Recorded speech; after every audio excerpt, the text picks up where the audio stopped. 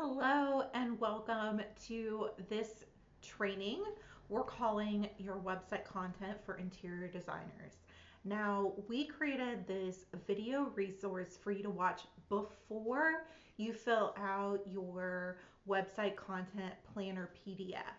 That's accompanied with this offer, but make sure you watch this first so that you'll know what the reason behind these questions are and how everything plays together. So this training is designed to help you convert more visitors into buyers on your website. Now, we can take a lot of these key concepts and frameworks that we're going to cover in here to also apply to your marketing, your social media content. The list goes on because these are foundational uh, principles that apply to human beings, no matter where they're seeing this content. So if you've got people that are coming to your website and not scheduling time with you on their calendar, or they're viewing your social media and never DMing you or taking the next step, this is what you're going to want to watch and make sure you understand as you're building your content, no matter where it is. But specifically today, we're going to be talking about the content on your website. All right, so we're going to be going over three key areas. The first thing we're going to cover is understanding the buyer's journey. Then we're going to go over the key considerations for each stage of that journey. And then third, we're going to talk about our specific framework and guide to creating that compelling content. Now, the buyer's journey may be something you're familiar with or it may not be, but it's very important in understanding how to create content. Remember, no matter where it is, but especially on your website, we want to create a journey that the buyer is going through to bridge that gap from where they are to where they're going to be after working with you. So, in order to have a high converting website, we need to carefully consider what that path the visitor is going to go on in order to go from where they are to where they need to be. So, our goal is really to meet the customer where they are so that we can form connections with them and then guide them to a decision. So there's three main stages of the buyer's journey. The first is awareness. So this is the point in the journey where we want to capture their eye and foster curiosity to want to find out more. The second stage they're going to go through is consideration. So we want to provide helpful content that will inform their decision making. And decision making is both a yes and a no. We want to have clear content that's going to help them make a decision. And then the third stage is that decision. We're going to want to provide clear next steps to ensure a smooth purchase process if they are ready to move forward.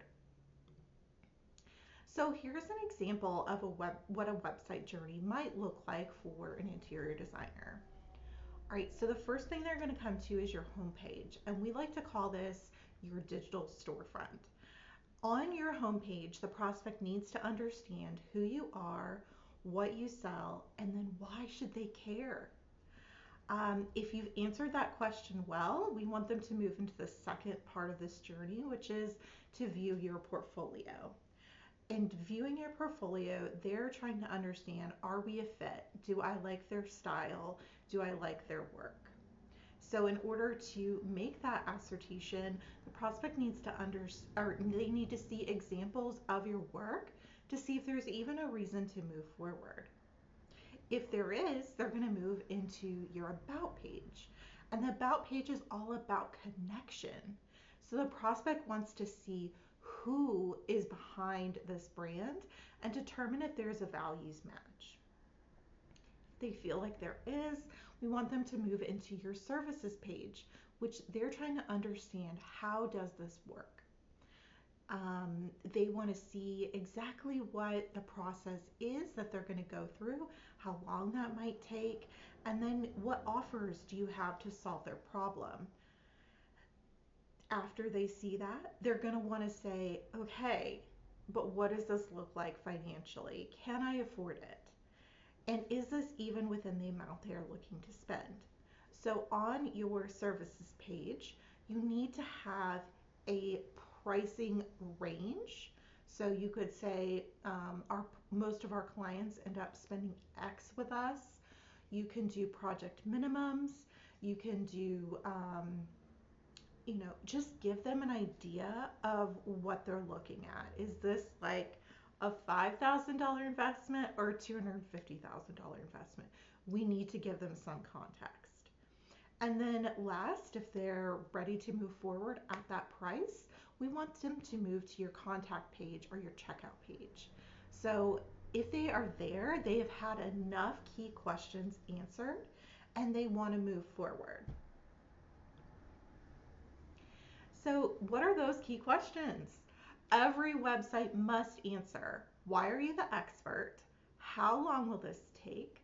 They want to see proof that your offer has worked for others, preferably who are just like them. Why they need to start now? What does the process look like? What is the price? And then what are the results they can expect after working with you? They want to envision what their life is going to look like. What is their space going to look like? What can they expect and look forward to? So we want to set up a website strategy. And I love Alex Hormozi's definition of strategy, which is allocating finite resources to infinite possibility. If you've ever felt like in your business, I know I should do something, but I'm not sure what, strategy is the answer. So there's so many different options and directions and choices you can make, but we want to choose what is most meaningful to move your business forward. And because we don't have an unlimited budget, and even if we did have an unlimited budget, we want to receive maximum ROI on our efforts.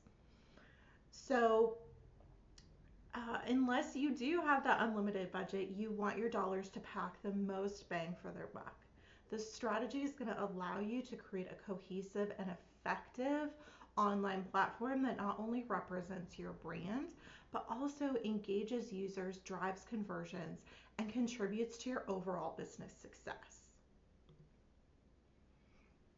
So part of that is creating compelling content. So over the next few slides, we're going to be breaking down each part of content that you'll need to build in order to create a compelling and highly converted website for your brand. So this is part of your compelling content. We need to understand what is the purpose. Before we begin creating anything, we have to make sure that we are headed in the right direction and that we've established our goal on the map. So before you begin building your website, you need to answer, what is the main goal that you want your website to achieve? Who is that target audience that you're trying to reach? And then what action do you want that client to take after they visit the website? Are you wanting them to book a call? Are you wanting them to download a free resource? What is the main overall goal of your website? And please note that creating a compelling website and tracking conversions, you must first be clear on that destination. How else will you know if you're on track to meet your goals? The next step of creating compelling content is understanding your audience. So we're going to want to answer these 3 questions before we begin building anything. So what are the biggest struggles or pain points that your ideal client is currently struggling with? How do your products or services satisfy those needs? And then make sure that this is a really specific audience. We don't want to just say busy people. I hear that a lot from interior designers. We help busy people. I mean, your local postman is probably also really busy, but I don't think they're your target client. So we need to be really specific here in who you are trying to reach and who you want this content to appeal to. Note that if your ideal client does not see themselves in your website, they're going to assume it's not for them. So we don't want that to happen. We don't want them to click off your page, so we need to consider this. Next, we're going to talk about your authority. So they need to understand who you are, why the heck they should care, and they want to see proof that your offer has worked for others in their same situation. So examples of this could look like providing testimonials, creating case studies, showing portfolio work that specifically calls out your ideal client or their struggles. And then they also want to understand how can you uniquely solve their problem. Basically, why you? Why not your competitor? And you need to be able to answer these questions clearly in order for your website to be effective. The brands who are winning the most are able to define who they serve and how they serve them. And last, we want to consider your offer. So what exactly is an offer? I'm sure you're saying, well, I do the same exact thing that every other interior designer does, but that is not true. In order to create a compelling website, you need to consider what your offer is. So an offer is the goods and services that you agree to give or provide, how you accept payment, and then the terms of that agreement. So a lot of interior designers are really either vague here or they don't even address this. And so, in order to create a website that is converting, we need to set your offer up in this way. So, we're going to want to know, what are you offering in exchange for money? Be specific. Is it 6 site visits? Is it 3D renderings, 2D renderings? Um, you know, trade days, purchase days with the client, etc. We need to know all the nitty-gritty details so that that client can read them and say, oh wow, there's so much involved with this, I didn't even realize. Then you want to answer, how does your product or service stand out from all others? So why should somebody choose you versus your competitor? And then why should they act now? Why not put it off for another year? Why not try and DIY it themselves? We need to answer the question why they need to act now. And then what does your process look like from onboarding through final delivery? What are all the stages they go through? What is involved in each stage? How long is this going to take? We need to answer those burning questions that this client is going to have. And then lastly, what is the price that they are going to pay? And before you say, I don't want to list my prices on my website, today's buyer has changed. Even in the last 5 years, buying behavior has changed drastically. And you need to include at least a minimum or your range or a starting at price or something that the client is able to provide some context around how much they're expecting to pay for this service. Your offer is going to be how you stand out in a crowded market. And if your offer sounds like everyone else, why would they even choose you? And next, we're going to talk about your content. So the goal of creating content is to help inform decision making. Whether that's a yes or a no, we do not want this visitor to walk away a maybe. If they walk away a maybe, they are never coming back to your website. They're going to find another website or service provider that answers their questions so that they're able to decide if they're a good fit for them. So we need to answer in your content, we need to consider what are the questions that your client needs answered before they can make a decision. So you're going to want to make blog posts, case studies, lead magnets, etc. to answer these key questions. Next, we're going to talk about what calls to action does your website have. These need to be clear and compelling, not click here, download here.